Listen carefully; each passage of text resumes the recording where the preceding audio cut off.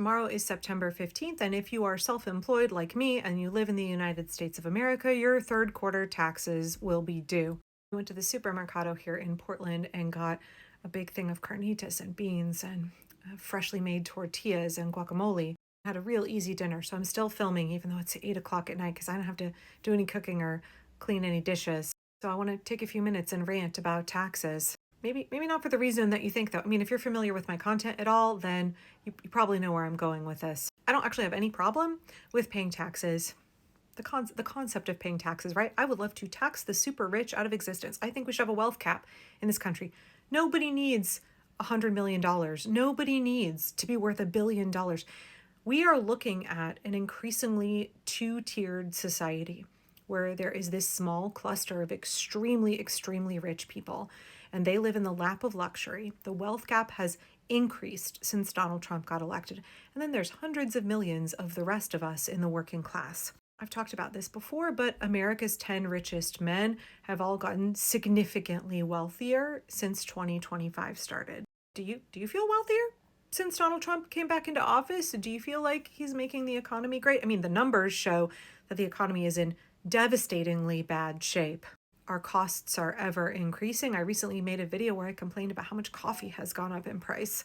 There's not a day that goes by where there's not some small way that I can easily observe that Donald Trump has made my family's life worse, has made us less prosperous, has made things more difficult for us. These are just the tiny things. These aren't the big policy changes that are destroying people's lives and depriving them of their liberty. These are just little things that make America suck a little bit, make the experience of being an American living in this country in 2025 suck a little bit more each and every day. And that's where my frustration lies, right? I would love to see the super rich taxed heavily. And what we're seeing under Donald Trump's plan is that the super rich are all getting a really big tax cut. And working class Americans, a lot of working class Americans are actually going to see their taxes go up. I've talked about this at length before. I'm a big fan of Oxfam, and they have a ton of really good information on taxes in the United States. Did you know that the wealthiest Americans are taxed at a rate of about 8.2% federally, while most working class people are taxed like 20, 25, 32%? The super rich play by an entirely different game where they can hide their assets, avoid paying taxes, and yet, they're given even more tax breaks by the Republicans. We're watching Medicaid being completely gutted. Hundreds of hospitals around the country are closing because Republicans voted for this big bloated budget bill, which is deeply unpopular with the American people. It balloons the national debt, trillions of dollars. We are going to make our children's children pay for billionaires to get a tax cut in 2025 America. Men who have more money than they could spend in 10, 50, 100 lifetimes are getting a giant tax break that your great-grandchildren will continue to pay for. And Americans today will pay for it maybe with their lives because tens of millions of Americans are going to lose their Medicaid coverage. Maybe it's your granny in memory care. Maybe it's your neighbor's kid with cerebral palsy. They're going to lose their Medicaid coverage so that Elon Musk and Warren Buffett and Bill Gates can slap some more money on their pile. Why is it that they don't get taxed at the same rate we do? Why is it that they don't have to pay their fair share and we end up paying for them? I get so frustrated as I'm writing these very large checks to the federal government. I've actually paid attention to what I'm feeling in my body as I'm writing checks during the first and second quarter. And when I sit down to write checks tomorrow, I think it's probably going to be the same way. In Oregon, we have like a 9+% income tax. And obviously I have business taxes on top of that. I feel fine paying those. I feel fine. I want my tax dollars to care for my fellow Americans. I want my tax dollars to feed hungry children, to provide children in Oregon with a really good education. I want my tax dollars to fund public transportation. I want my tax dollars to help protect the environment, to make sure that our parks are taken care of, that our park workers are paid a good union wage. Right? I have no trouble paying taxes on a state and local level, even though I understand there's some way, like any bureaucratic system, it's not going to be perfect. But damn, y'all, then I go to write that check for my federal taxes and I get enraged. I'm writing a check where I know that my hard-earned dollars are not going to care for other people. They're going to fund weapons that Israel will use to kill Palestinians. They're going to fund the war machine. They're going to fund tax breaks for billionaires who are exploiting my neighbors and the planet. They're going to fund all of the horrible things that Donald Trump is doing. Programs that I cared about, the medical research, protecting our national parks, caring for our veterans, like so many good and worthy things I want my taxes to support. The Trump regime is slashing all of those things or rendering them non-functional. Knowing that my tax dollars are now going to the American Gestapo, known as ICE, knowing that my tax dollars are being funneled to Peter Thiel and Elon Musk through their big fat fucking defense contracts, knowing that my tax dollars are going to private corporations like Avilo Airlines, Geo Group, Core Civic, and what's that one that Bill Gates has a big share in?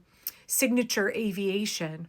Folks who are abducting immigrants, who are running the concentration camps and the flights that are stealing immigrants' liberty from them.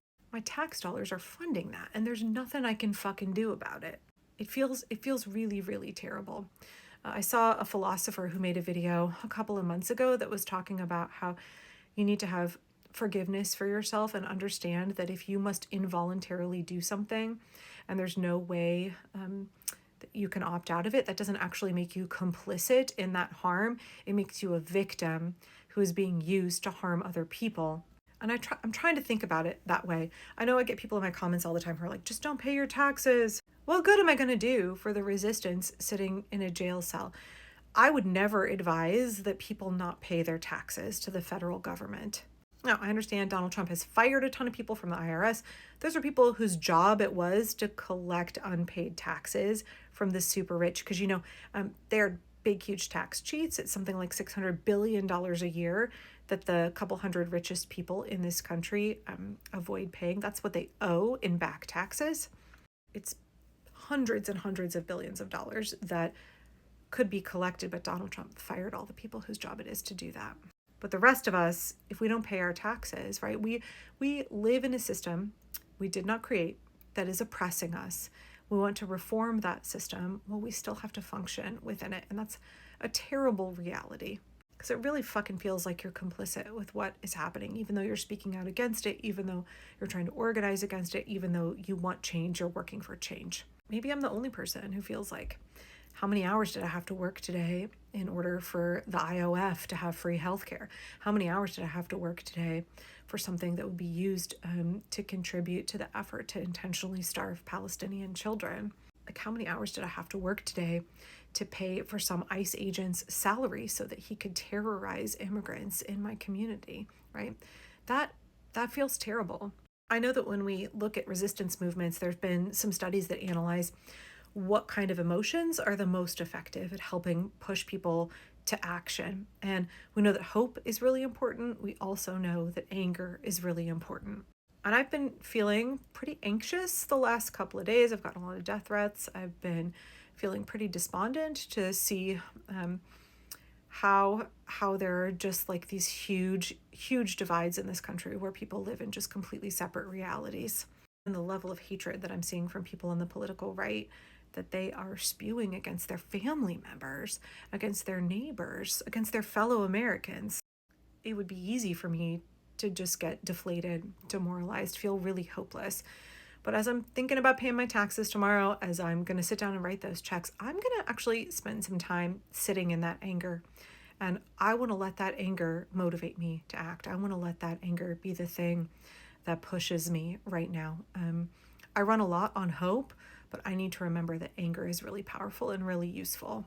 Being forced to pay your taxes in 2025 America to fund injustice, to fund active harm, when your taxes could go to caring for people in this country and abroad and building a more functional and just society where we all prosper, that's not going to make me bitter and cynical. It's going to make me real pissed off, and it's going to make me redouble my efforts to help bring about the America that we all deserve to be living in, because this ain't it.